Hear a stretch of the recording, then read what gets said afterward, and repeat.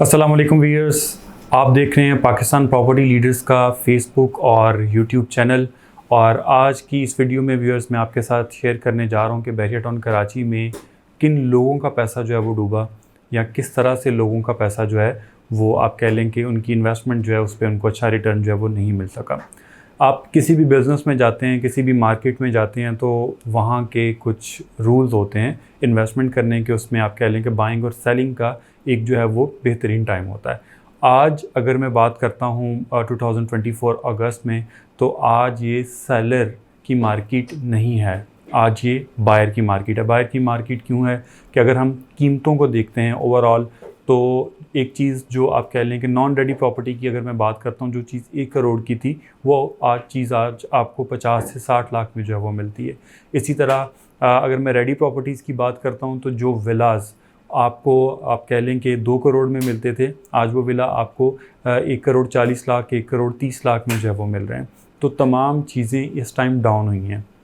और हमेशा बाइंग का एक असूल है कि बाइंग हमेशा तब की जाती है जब मार्केट डाउन होती है, मगर हमारे यहाँ चीज़ें जो है वो आप कह लें कि दुरुस्त समत में हमेशा जो है वो नहीं चलती। मेजॉरिटी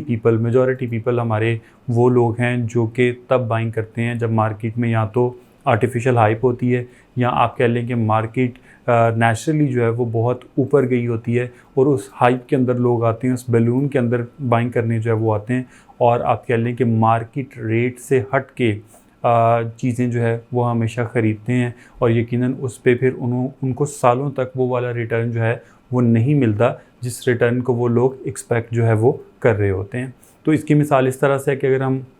साल 2021 और 22 की बात करते हैं, तो वो वाली मार्केट सेलर की मार्केट थी। सेलर की मार्केट इसलिए ये थी कि लेट्स सपोज अगर अली ब्लॉक के अंदर एक प्लॉट की वैल्यू 40 से 42 लाख थी 2019 से 20 की अगर हम बात करते हैं, तो तब वो वाला प्लॉट जो है वो 80 लाख से 1 करोड़ तक जो है वो जा चुका था। अब लोगों ने उस मार्केट को, पूरे ट्रेंड को, पूरे ग्राफ को देखा और बड़ी तादाद में महंगी बाइंग जो है वो की। आज अगर मैं 2024 की बात करता हूँ, तो ये तमाम चीज़ें आप कह लें कि हाफ़ जो है वो डाउन है। 50% इनकी कीमतें जो है वो कम हो चुकी हैं, और उन लोगों का यकीनन जो पैसा उन्होंने इन्वेस्टमेंट किया था वो 50% इस टाइम माइनस में जो है वो खड़ा है। और यकीनन वो तमाम लोग इस टाइम परेशान भी हैं कि यकीनन उनको ये वाला रिटर्न जो है वो कब मिलेगा। तो व्यूअर्स, मैं आपको सिर्फ ये बताना चाह रहा हूँ कि बाइंग और सेलिंग दोनों का एक अप्रोप्रिएट टाइम होता है। आप उस टाइम का हमेशा ज़रूर ख्याल रखें कि कहाँ पे मार्केट डाउन है, चीज़ रिलायबल है, बिल्डर रिलायबल है, जो प्रोजेक्ट है वो रिलायबल है या नहीं है, उसको देखते हुए हमेशा जो है वो बाइंग की जाती है। दूसरा, जो बड़ा पैसा बहरिया टाउन कराची के अंदर स्पेशली और ओवरऑल पाकिस्तान में पिछले 2 से 3 साल में स्टक हुआ है, वो प्राइवेट बिल्डर्स जो बड़े हाई राइज प्रोजेक्ट्स बना रहे थे, वहाँ पे लोगों का पैसा जो है वो स्टक हुआ है। और उसमें अगर हम बात करते हैं, तो एक तो जो एस्केलेशन हुई है, जो इन्फ्लेशन इस तरह से आप कह लें कि पाकिस्तान में आई है, उस वजह से बिल्डर्स भी कुछ हद तक जो है वो मजबूर हैं, वो काम उस तरह से नहीं कर पा रहे। मगर एक जो फ़्लो था, जो इमरान खान साहब ने एमनेस्टी स्कीम दी थी, उसको देखते हुए हर दूसरा बंदा जो है वो बिल्डर बन गया था, और यकीनन वो तमाम लोग आज डिलीवर जो है वो नहीं कर पा रहे। और अगर हम फैक्ट्स एंड फिगर्स को देखते हैं, तो